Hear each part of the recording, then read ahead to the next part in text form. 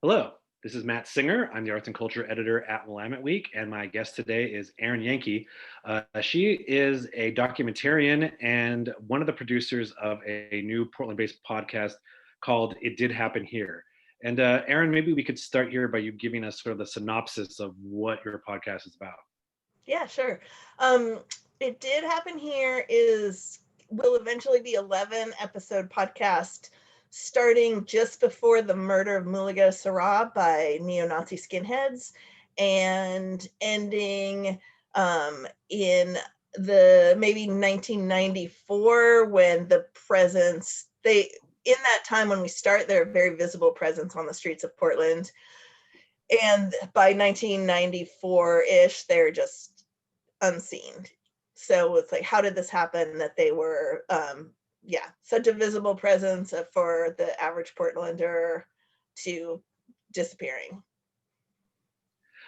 So, what made you want to tackle this subject about, sort of the rise of right-wing organizing in Portland and the, sort of left-wing anti-fascist movement that opposed them? What made you want to take this on? Um, in when Mulliga Sarah was murdered in 1998, I was not living here, but I was living in Northern California, and it very much like I, as a part of the, I was as punk rocker going to punk shows. We had our own neo-Nazi problems in California, but the idea that they would actually like not be a problem just for our scene and actually murder an immigrant was like just gut wrenching at the time. I was maybe like 17. So it always, and then moving to a city where you're like, this happened. There were, these people who were from here who did this thing. When I moved here, it was like something that just kind of always was in the back of my mind.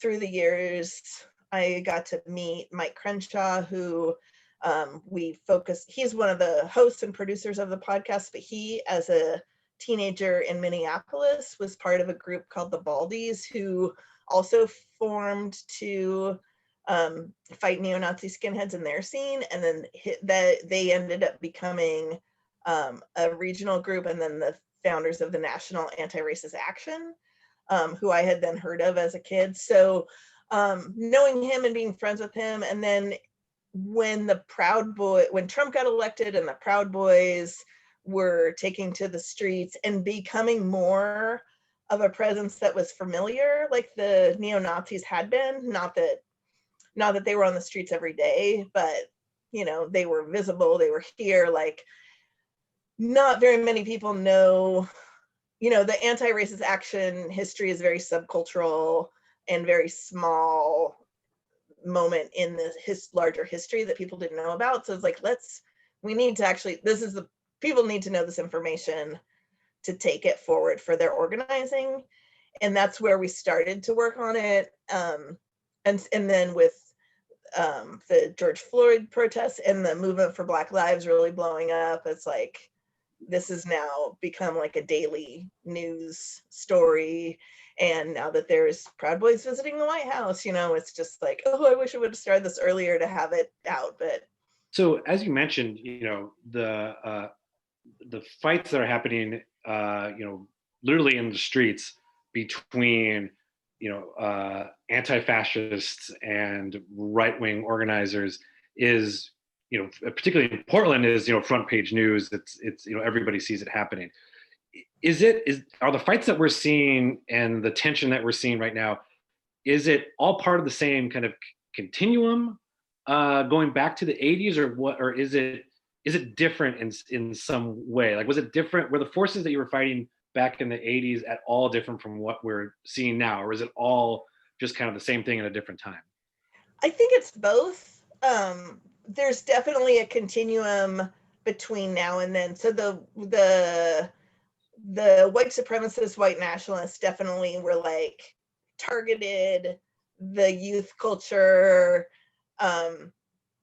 to do street fighting at the time. And then there was a lot of organizing around, like a lot of things like the Rural Organizing Project were pretty like the Northwest had a lot of structure around that of like different smaller groups organizing, that the Coalition for Human Dignity and other groups were like an umbrella group for. When they sort of expanded, when there was a lot of thought about like the when the Southern Poverty Law Center sued the Aryan nations and took over their compound in Idaho, kind of the mainstream view was like, we won, great. And so then people stopped funding the work against the white nationalists, people, you know, and like same sort of thing, like, oh, they're not at shows anymore, they're not in the scene, we won. Now we know that they've basically moved to the internet, became much stronger, and then have been emboldened and come out, you know, so first emboldened by having a Black president that they needed to fight against, and then having a racist president that would support them. So, as you said, you know, the sort of modern fascist movement that we're seeing now in the United States, that's become, you know, part of the national sort of mainstream conversation, you know, came along in the last couple of years and was obviously bolstered by the Trump administration. Can it go back underground? Do you think it will go back underground? Definitely, let's fight with the vigor that we brought to it back then. And I don't know, I mean, that's like, you know, this is really like, you know, this story of like what Mike did mainly, and you know, others of us did minorly as teenagers in this play, you know, or and then neither of us being in Portland at the time. So it's hard to say. I was just like, there's the smarter people, like Western State Center is way smarter and they would be able to give you an actual answer. So like, I hope so.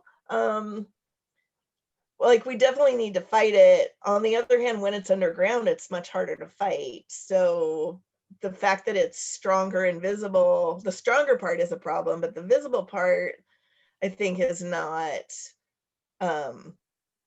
can be helpful to us to be like, this is actually a problem. Like, we live in a white supremacist culture, we have to deal with our white supremacy. And just because, you know, you have people of color who are your friends, or you don't feel racist, like you are as a white person, if you are a white person, like we're all dealing with our own racism and white supremacy. So we all need to deal with it.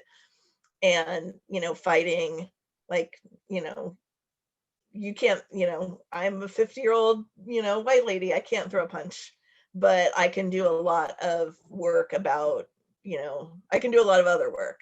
And we all need to do a lot of other work because the work has been being done by a very small community for a very long time. So